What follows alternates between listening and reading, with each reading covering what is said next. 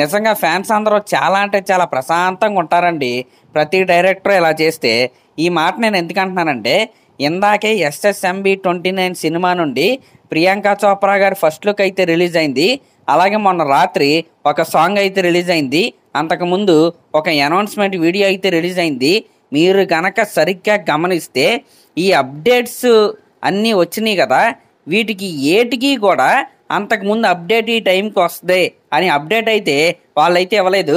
అంటే నేను ఇప్పుడు సరిగ్గా చెప్పాను లేదో నాకైతే తెలియదు, కానీ జనరల్గా మన వాళ్ళు ఏం చేస్తున్నారంటే అప్డేట్కి అప్డేట్ అయితే ఇస్తారనమాట.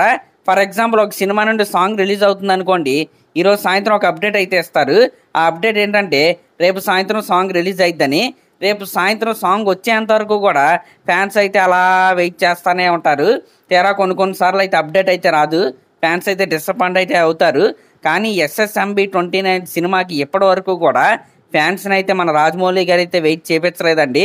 వరుస పెట్టి సడన్ సర్ప్రైజ్లు అయితే ఆయన అయితే ఇచ్చాడు. అది మొన్న వచ్చిన సాంగ్ కావచ్చు, ఇందాక వచ్చిన ప్రియాంక చోప్రా గారి ఫస్ట్ లుక్ కావచ్చు. ఇంకా ఫస్ట్ లుక్ గురించి మనం మాట్లాడుకుంటే మనందరికీ తెలిసిందే, ఈ ఎస్ఎస్ఎంబి 29 సినిమా ఏదైతే ఉందో అది డైరెక్ట్ హాలీవుడ్ సినిమానే మన రాజమౌళి గారు అయితే తీస్తున్నారనమాట. మరి హాలీవుడ్ సినిమా తీస్తూ హాలీవుడ్ హీరోయిన్ని తేకపోతే ఎలాగా? అదేంటి ప్రియాంక చోప్రా మన ఇండియన్ హీరోయిన్ కదా అని మీకు డౌట్ అయితే మీకైతే రావచ్చు. ఆవిడ ఇండియాని వదిలేసి హాలీవుడ్లోకి వెళ్ళిపోయి పెద్ద పెద్ద స్టార్ హీరోలతో సినిమాలు కూడా చేసి హాలీవుడ్ హీరోయిన్ లాగా మారిపోయి చాలా కాలం అయితే అయిందనమాట. అందుకే ఈ సినిమాలోకి ప్రియాంక చోప్రా గారిని అయితే తీసుకున్నారు. ఇందాక రిలీజ్ అయిన ఆవిడ ఫస్ట్ లుక్ కనుక మీరు చూసుకుంటే చక్కగా పద్ధతిగా మన ఇండియన్ స్టైల్లో శారీ అయితే కట్టుకుని హాలీవుడ్ స్టైల్లో గన్ అయితే పట్టుకుని ఆవిడైతే అలా షూట్ చేస్తా అయితే ఉందన్నమాట. నిజంగా నాకైతే మొన్న రిలీజ్ అయిన పృథ్వీరాజ్ గారి ఫస్ట్ లుక్ అంటే ఈ ఫస్ట్ లుక్ అయితే నాకు నిజంగా చాలా అంటే చాలా బాగా నచ్చింది.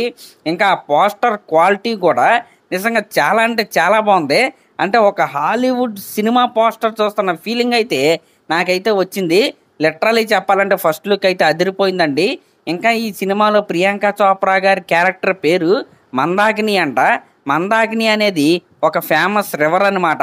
మీరు ఇక్కడ గమనిస్తే మామూలుగా ఈ మహేష్ బాబు గారు ఎస్ఎస్ఎంబి 29 సినిమాకి వారణాసి అనే టైటిల్ అయితే ప్రచారంలో అయితే ఉంది. మరి మందాకిని అనేది కూడా ఒక రివర్ నేమ్ అనమాట.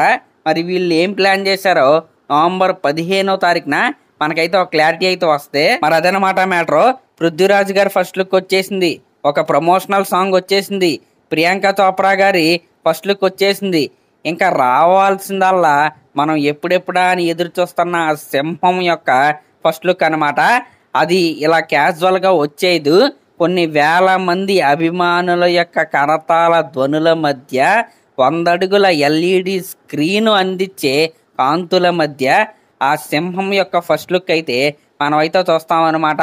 నవంబర్ 15వ తారీఖున ఆ ఈవెంట్ అయితే ఎక్కడ లైవ్లో కూడా రాదు, ఓన్లీ జియో హాట్స్టార్లో మాత్రమే ఆ ఈవెంట్ అయితే వస్తుందన్నమాట.